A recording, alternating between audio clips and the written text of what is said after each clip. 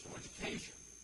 And then you compare that to the recent Harvard study, Pathways to Prosperity, which said that career tech clearly must be a part of comprehensive school reform.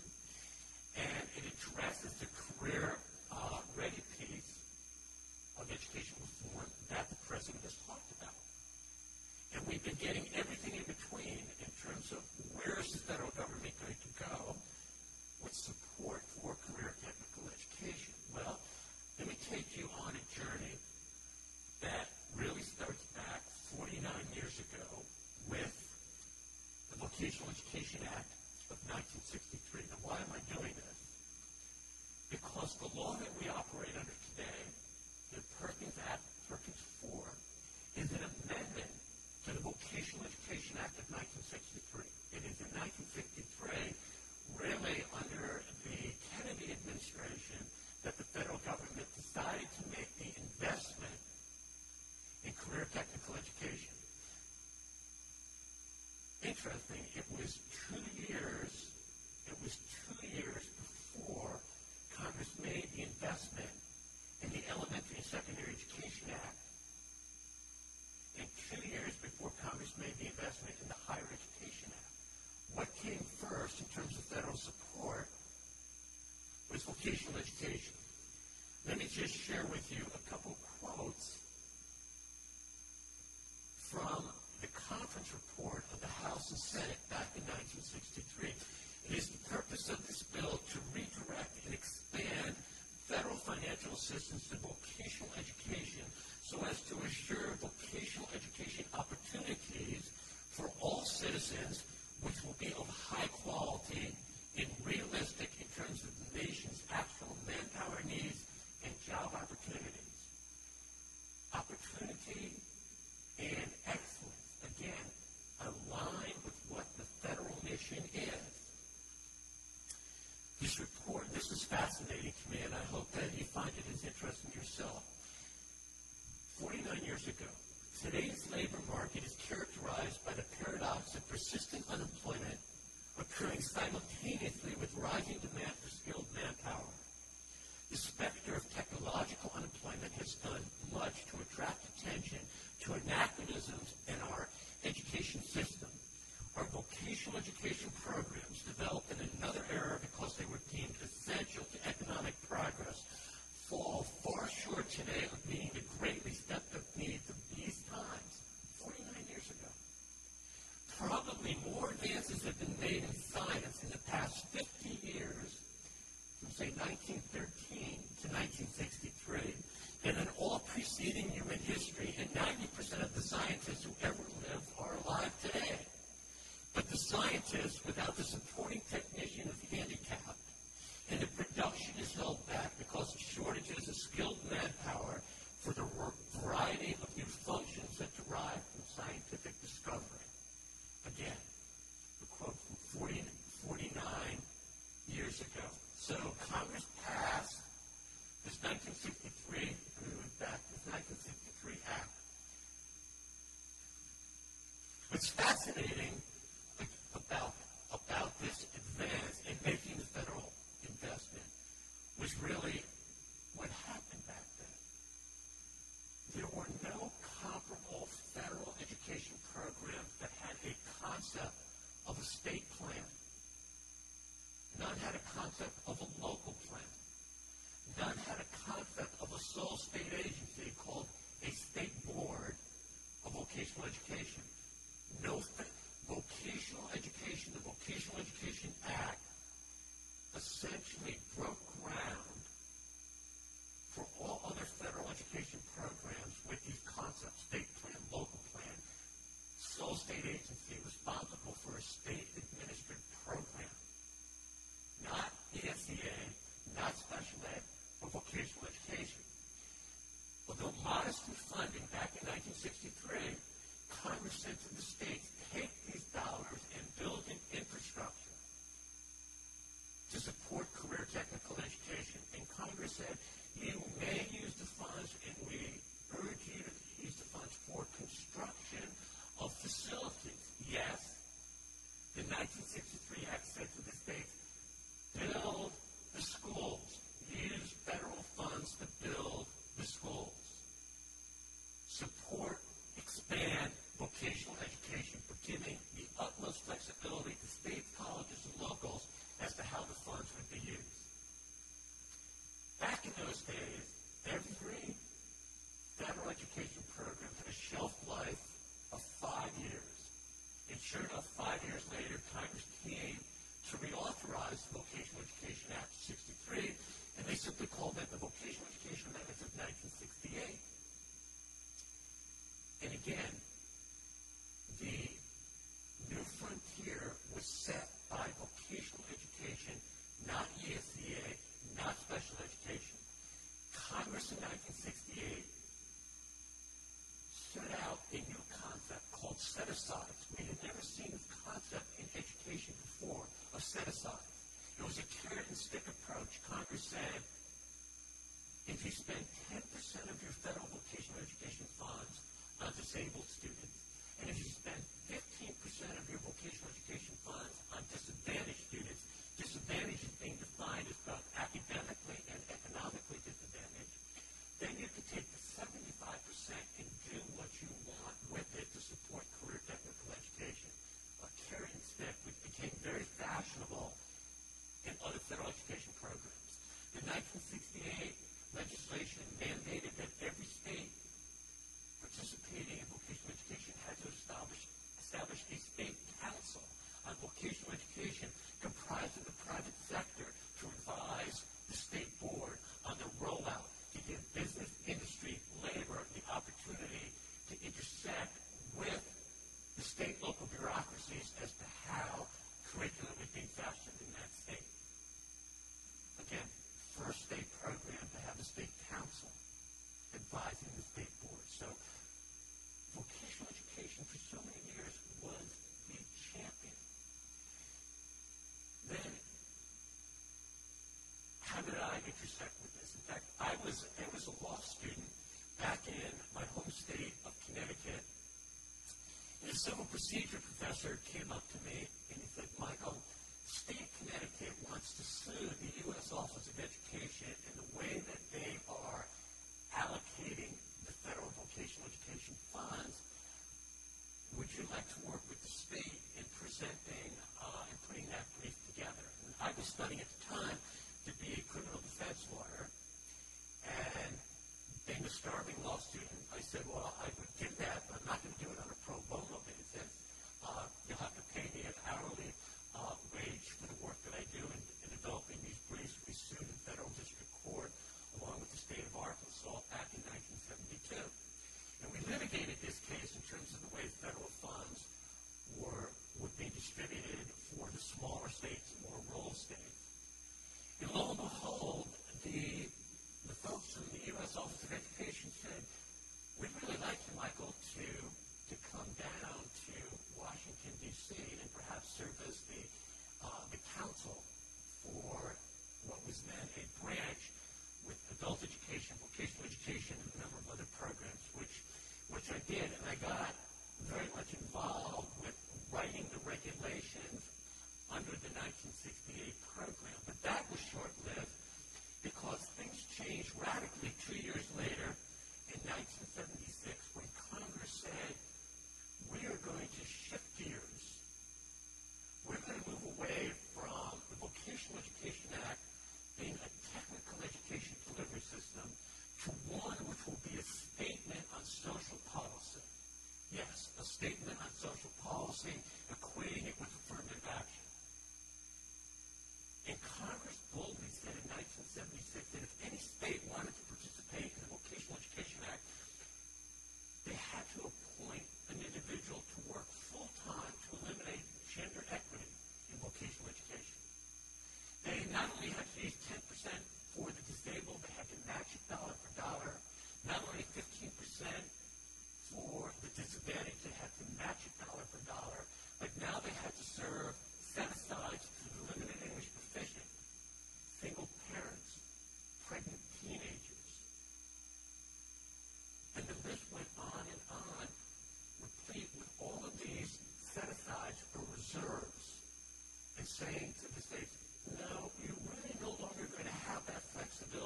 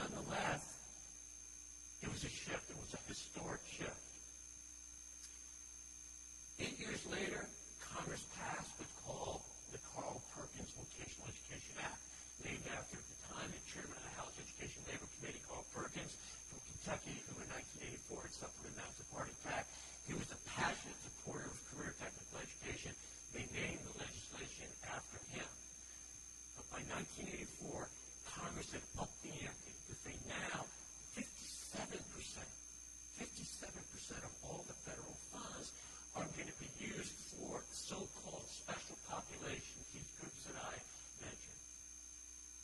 And if you use the 57%, then the remaining 43% will be available for improvement of CTE programs, and regulations were issued under the 1984 Perkins Act to actually define the term improve.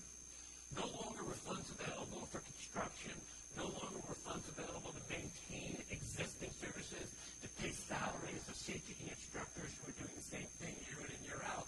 Congress said now those funds were needed to improve what was. And the U.S. Education Department defined that term improve to be do not support this activity for more than 3 years. And we continued on that path, 1984 to Perkins 2. Perkins 2 represented the best and the worst about vocational education. And again, my opinion here. The 1990 Perkins Act, Perkins 2, reserved at the time about $106 million for the Tech Prep Education Act. And it really, the Tech Prep Education Act of 1990 was the first hint that career tech was going to join the education reform movement. And this is important because 7 years earlier, in 1983, under Bush 1, the education reform piece came out and said, we have to do something to reform education in the United States, but they did not mention career technical education. The 1990 Act, for the first time for really 1917, the enactment of the Smith-Hughes Act redefined vocational education. From 1917 to 1990, vocational education was defined as organized activities to provide skilled training leading to gainful employment. That had essentially been the definition since 1917. When an auditor came into a college or a school district prior to 1990 and found that federal dollars were being used to pay an instructor for contextual math, contextual science, they had an audit exception. If academics was part of the equation, you could not use the federal funds to support that activity. 1990 changed that. Not only did it add the Tech Prep Education Act, it changed the definition of vocational education to say now it required the integration of academic and technical proficiencies leading to a credential, and it required articulation between secondary and post-secondary. Now that's all on the good side, but there's a real bad side as well to what happened in 1990. Bowing to civil rights advocacy groups, the 1990 legislation said no longer that 57% of the funds had to be used for special pops. Now Congress said 100% of the funds had to be used for special pops. And if you don't believe me, look at the language of Perkins 2. It says federal funds must be used where the college or school district finds the highest concentration of special populations, the highest concentration. So if a school district or college wants to invest back in 1990 from 1990 to 1998 in a new robotics program, but it did not have a high concentration of special populations, it could not be funded. And that's exactly the way the auditors audited the program. Funds had to go where you had the highest concentration of special populations. That, in my opinion, undercut the forward progress of federal support for career tech because it changed the mission. Congress said now it's no longer the carrot and stick. Now it's 100% shall be used to support special populations participating in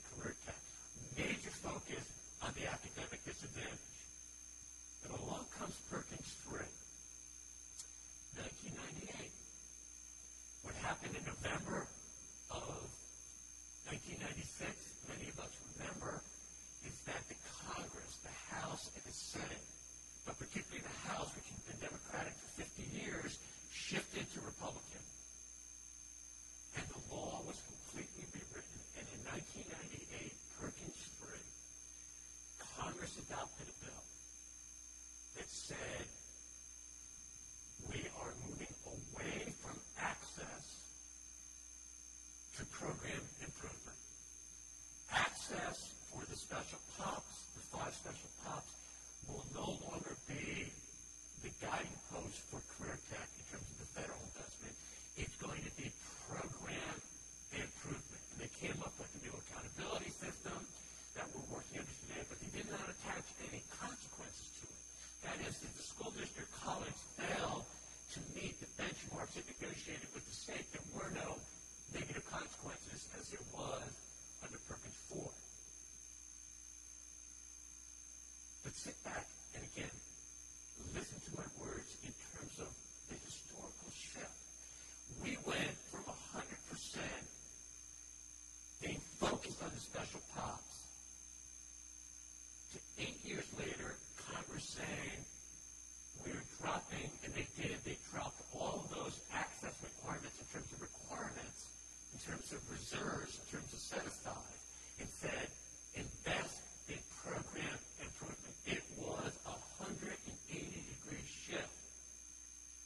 Question: how do the advocacy groups push for more funding when the mission continues to change?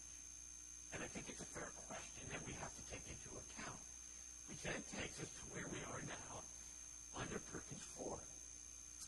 Under Perkins 4, Congress continued down under the road that they started in Perkins 3, moving further away from access, but in two really key ways. One, Congress said in the definition of career tech, federal funds will no longer be available to support remedial programs, remedial courses. From 1963 to 2006, a significant focus had been the academically disadvantaged. Both secondary and post-secondary were using federal support to provide supplemental services to the academically disadvantaged. Congress says no longer are the funds available for remediation. In addition, Congress changed the definition of a disadvantaged student. From 1963 to 2006, a disadvantaged student was defined as one who was either academically or economically disadvantaged. In 2006, Congress said, we're dropping the academic part. Yes, a special pop includes economically disadvantaged, but does not include academically disadvantaged. And then Congress said every school district and college had to invest in at least one program of study, and the focus is going to be high wage, high skill. Again, significant shift away from where we were back prior to Perkins 3. So my question, does a constantly changing mission undermine increased federal support? And I argue that it does. How has the mission changed in the Individuals with Disabilities Education Act over all the years? Actually, it was enacted in 1975 to 2012. Has the mission changed? No. Consistent mission to provide that supplemental support to disabled students. How has the mission changed in Title I since 1965? It hasn't changed. Providing that extra support to academically disadvantaged students.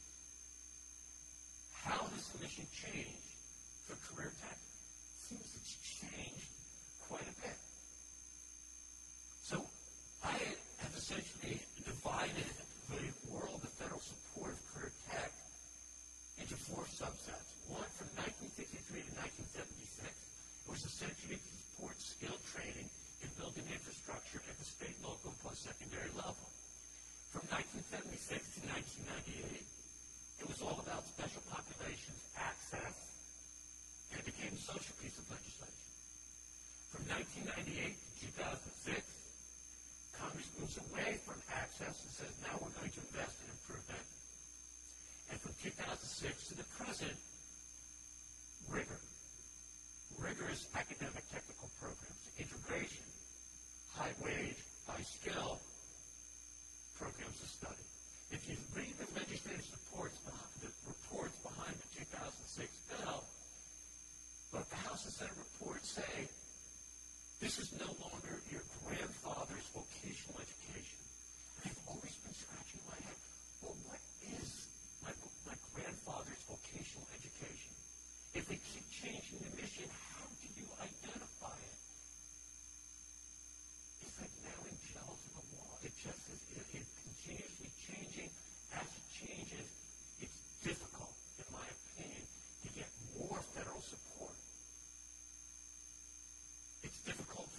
advocacy groups, it's difficult for the constituencies.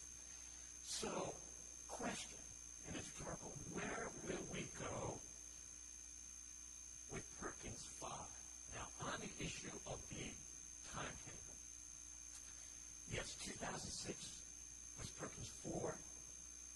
The legislation was passed 2007, became a transitional year.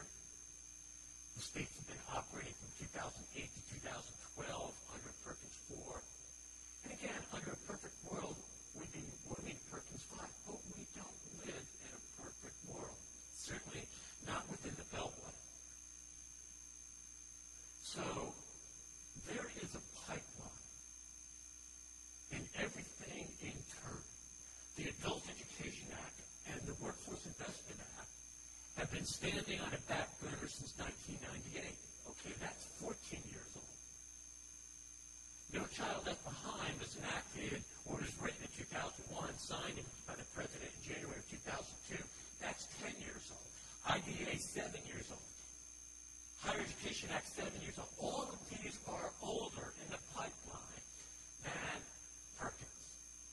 And therefore, it's my opinion that they will be reauthorized before Perkins do. They will not jump to the front of the line because the congressional staffs in the House and Senate can only work on so much at one time. They have not really held the hearings on reauthorizing Perkins, but they've been holding hearings on reauthorizing ESEA since 2007. So my prediction is that Perkins will not really see the light of day in 2013, and the best case scenario would be that Perkins is considered for reauthorization in 2014, with 2015 likely to be the transitional year, and maybe 2016 that we are fully operational under Perkins 5. So the question is, well, why invest in all this talk about reauthorization now? Well, I think you can offer a lot of answers to that question as to why there is all this talk. But as a student of the legislative process in Washington, D.C. since the early 70s, I can say this, that there have been a lot of blueprints.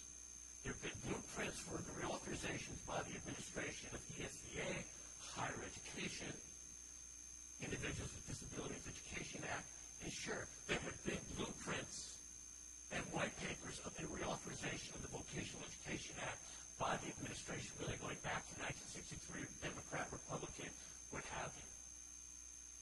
And you know what has happened to those blueprints? They have all gone to the same place exactly, and that's the graveyard of blueprints, because Congress essentially starts from new. Certainly they're interested in what OMB and the U.S. Education Department and the administration has to say, but it is their bill. It is their bill. So I know there's concern with regard to certain features of the administration's blueprint. Let me just offer, again, in the couple minutes I have left, my own reaction. One, changing a law that has been driven by formula from 1963 to the present day to competitive, Congress ain't buying it, period. There are 435 House districts across the United States. Every single congressman wants to make sure that if they're investing in federal tax dollars in vocational education, they go to all 435 districts by a formula. And that they are simply not going to embrace the current administration's favoritism towards a competitive mode that we've seen in Race to the Top. How many states west of the Mississippi got Race to the Top dollars? One, Hawaii. A lot of states are not happy with the competition mode. They want it to be formula.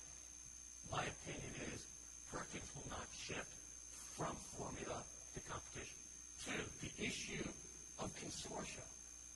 Sure, it's great to break down the silos between secondary and post-secondary and have them coordinate and partner, collaborate, as they did under the Tech Prep Education Act of 1990. But using a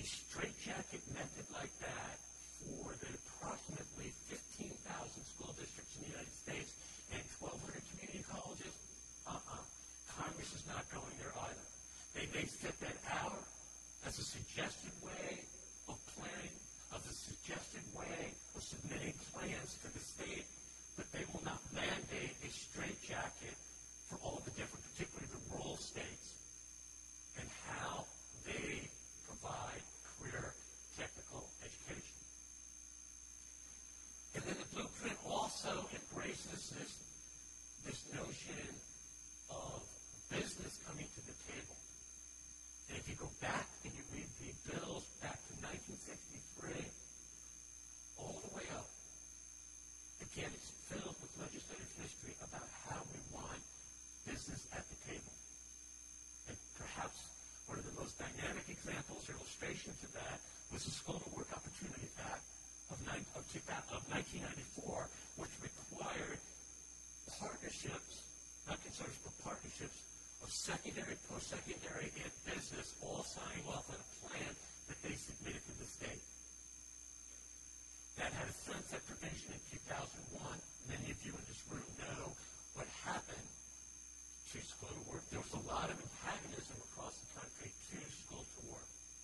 It is important to get business to the table, but requiring business to generate a match, whether a cash or in-kind match, in my opinion, as a litigator who's litigated the issue of match calculation and match methodology for school districts and colleges all over the United States and a variety of programs that have match, we don't want to go there. If you want to spend your dollars on lawyers, sure, require the match, whether it's a cash or in-kind, but business is not going to run to the table if they're saying, oh, the condition precedent for participating in career tech and advising you on the type of curriculum that we need is generating a match. I just don't think it's going to happen. Again, my opinion. Sure, there's no question that a lot of thought has gone into that blueprint, but you've got to compare that in terms of what will Congress buy into. They'll be the final arbiter as to how this legislation is shaped. It's about 5:45. As I said, many of you have been here all day long. What I wanted to do was to give you a picture of the variables that we're facing with regard to funding, and the fact that while we need to work together to try to augment that funding level, the more Congress changes the rules of the game, the more difficult I believe our job becomes to advocate for more funds for this program. We need to decide where we're going, and we need to stick with that. And again, thank you very much for your attention today.